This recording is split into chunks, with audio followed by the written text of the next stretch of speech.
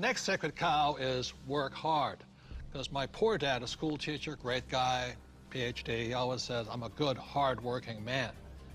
And my rich dad had a different point of view, and he had me read this book by Mark Twain. It was a story of how, I think it was Huckleberry Finn or somebody, got the other kids to paint the fence for him.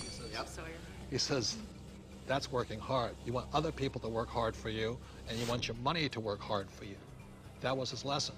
And a lot of people really, they can't wait till Friday because they hate their work so much, and they dread Sunday because they have to go back to work. With us, I would say most of us are working 24/7, but we're working differently. And I love my work. And it's challenging, there's problems and all that stuff, but I love it. So we work hard, but we don't work hard in the normal sense of working hard.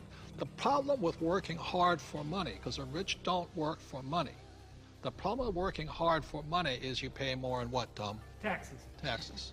The harder you work for money, the more you will pay in taxes, right? Well, right. If instead of working hard for money, like you're talking about, instead if you work for assets, then you pay a lot less taxes, because the tax law, again, is geared towards building assets. Because as we build assets, we build the economy. Time out.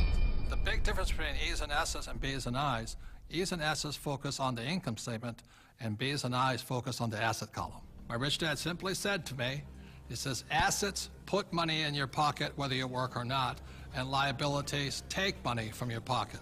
For example, my house is a liability because it takes money from my pocket every single month.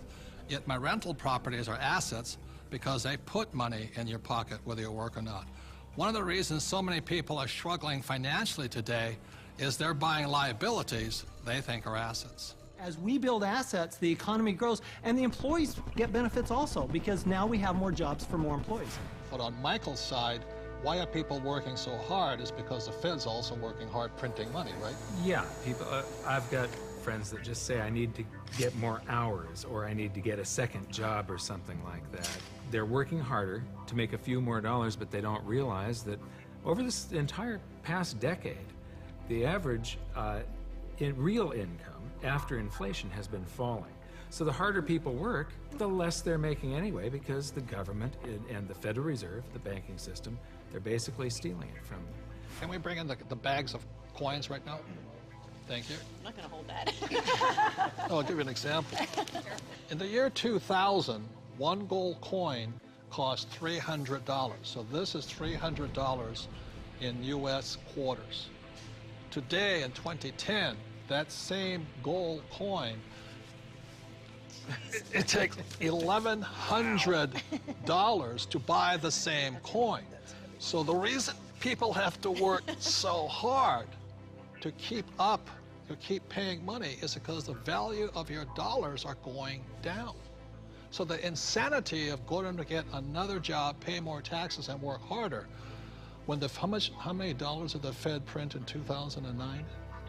From August of 2008 through 2009, they created about 1.5 times more paper dollars than it took 200 previous years to print. So that's why people are working harder, because your money is worth less. And it isn't the coin that changed. People don't understand that it isn't this price going up, it's the value of the dollar falling. It's the currency that's changing. The can of soup in the grocery store, that can of Campbell's soup, it's the same can with the same contents from back in 1950 when it was 15 cents to today where it's $1.95 or whatever it is. So that's why the rules have changed. In 1971, the US dollar stopped being money and it became a currency, it became debt. It became an IOU from the federal government.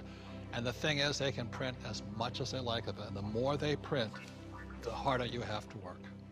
It all takes place in your head. Take this glass here. In this case, the glass here is context. It holds the content, in this case, the water. E's and S's have a different context than B's and I's. Having a different context, E's and S's attract the sacred cows like go to school, work hard, live below your means.